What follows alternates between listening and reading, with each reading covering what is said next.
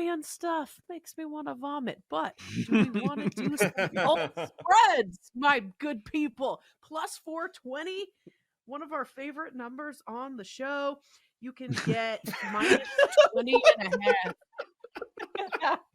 What? The Twitch chat knows what I'm talking about. Inside joke. Boy. I know. We all know. That doesn't yeah. sound very Inside inside joke. to me. That seems We very all blatant. Inside joke. Smoke some. Right. If we look at Jahmyr Gibbs last week, when he made his return from injury, similar situation because David Montgomery was out. Gibbs was out there while just making his first return for 87% of the snaps. You don't see that much in the league. 87% of the snaps. And the game was out of hand. I would have thought that Dan Campbell would have said, okay, it's time to pull Gibbs. Like, it was clear in the second quarter that was a Ravens day, and nothing you were going to do was going to stop that. He had 68 rushing yards, a rushing touchdown. He had 58 receiving yards on 10 targets, and he caught 9 of them. So last week was that first big boom game for Gibbs. And guys, I think we're going to see it again. We expect the Lions to be playing from in front. You have no Montgomery. So Gibbs is going to be out there all day. For me, it's just a matter of where do you go? Do you want to go 15 and a half attempts? I mean, you can certainly run on the Raiders all day if you want. The rushing yards is 70 in the hook. But you're always concerned with Gibbs, like, okay, well, what if the majority of it is on the receiving end, like last week? 3.5 catches, 24.5 receiving yards. The total for rushing and receiving, 95.5. That's probably a pretty good look for a guy that's going to get a heavy workload tonight.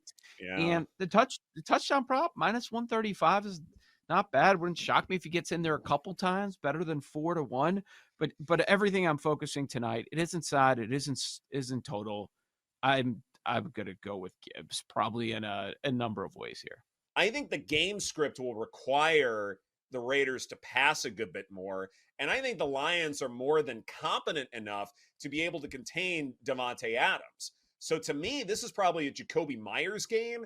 He'll probably get targeted a lot for better or for worse. So I like over 4.5 receptions for him. And yeah, it's a little juice at minus 145 on BetMGM, but I'm more than comfortable taking that because I don't see any other way the Raiders will even attempt to move the ball anyway. I mean, look, the Raiders can't run on the Lions. The Lions' run defense is outstanding. And I think they know enough to bracket one of the better receivers in the NFL. So I think it's the second option that will at least keep the Raiders at least a little bit competitive. And I mean just a scotch, Joe. Yeah, look, I'm sure there's a lot of people that want to bet on Davante Adams, especially after his comments over the last couple of weeks. And those comments were about when Jimmy Garoppolo was out there. Jimmy Garoppolo was not there last week against the Bears. So I know a lot of people want to bet that, but if you look at his number right now, it's about 75.5 at most spots. He's gone under that in the last 4 games. Last 4 games, he's gone under that number. So Myers, though, if I'm going to the Raiders receiver, that's the guy. He's got 11 red zone targets on the year. So whichever prop you want to do, if you want to do an anytime touchdown, I don't have a problem with that either. 11 red zone targets is second highest. That's higher than anybody on the Lions. The only guy behind is Davante, which you're never going to get any value betting on him to score a touchdown. So I think you're on the right path there with Myers. Everything you just said about Jacobs, I agree. So we expect the Raiders to play from behind. The Lions stuff the run. The Raiders have had zero semblance of a run game all season long. After Jacobs was the rushing leader last year, maybe some of these numbers, based on reputation still, even though we're in the middle point of the season, should we be betting under 59.5 rushing yards for Jacobs? Oh, yeah. Probably. Oh, yeah. Game script, matchup, whatever you want to point to. The Lions have been outstanding stuffing their. I mean, they've gone up against good rushing attacks, like notably the Falcons. And I know I've cited this game a lot, but while Jacobs is probably more of an inside rusher and the Lions have faced more outside runs a good bit, I don't think it matters. I think they're good no matter what rushing attack they're facing. And this is going to be one that, yeah, you still like Josh Jacobs, but the public certainly agrees. Under 63.5 rushing yards at minus 130, one of the more bet on ticket props for BetMGM. I think Love that it. makes a ton of sense. And I would back the public in this spot just because of all the things that we've talked about. There's nothing that you can point to where you are really confident. Like the Lions are good at defending the run at every level, not just the front, but linebackers, secondary. They can handle, whatever adversity they might face if, say, a running back gets into the secondary. So I see no reason not to do that. And it kind of goes back to my thesis that I think the Raiders are a good bit more predictable offensively. I mean, look at their coach. Like, do you really think that they're going to come out and do all these weird, funky things with, Josh McDaniels? No, they're not going to do that. Like, we know who they're going to try and get the ball to, and it's not going to work. I have one more, and Joe might know this guy quite well because he played at Notre Dame. Michael Mayer. Now, he might have some good chemistry with Jimmy G. His receiving yards down last week, but prior to that, he had 75 and 39 receiving yards. His prop is at 21.5. Especially if they're not running the ball. It is intriguing. Yeah, I thought he was going to go over that. The number was about the same last week against the Bears, and the Bears have struggled against tight ends. So I figured it was a great spot for him. Back quarterback, just didn't happen. But yeah, the last time Jimmy Garoppolo was out there, he did have a big. The Patriots game, was that a Hoyer game? He came in relief, right? Was it about half the game? Mm-hmm. That sounds right. That sounds right.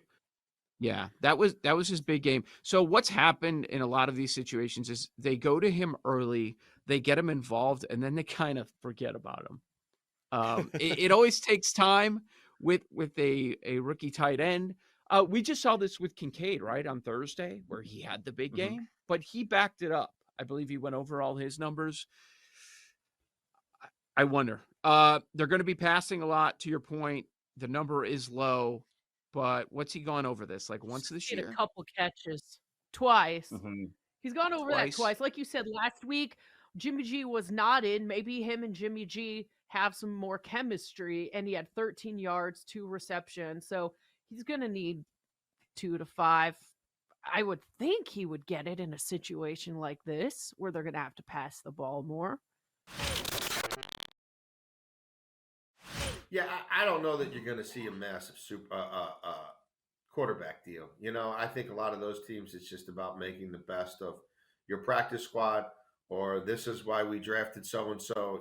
We didn't think we'd have to, smash the glass and break in case of an emergency in week 9. That's a little early to be doing it, but that's what we have to do.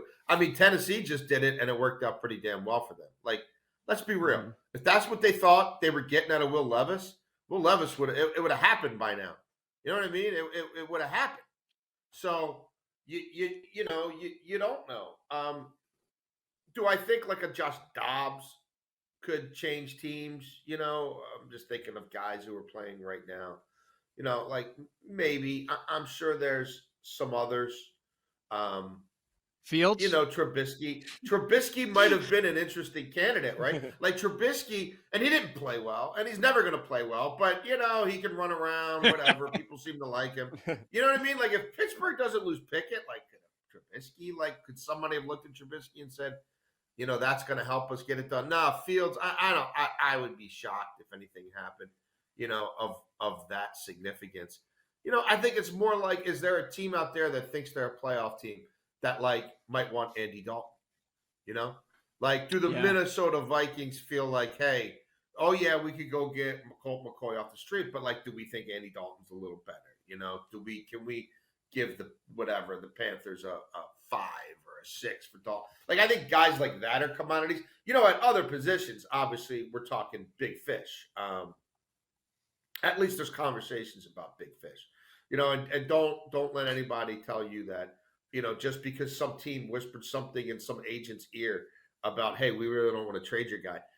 Every year there's about 45 kids who get told, if you're up on the board, when we pick in the first round, you're our pick. Probably more than 45. Might be 60. How many picks are there in the first round? So you do the math.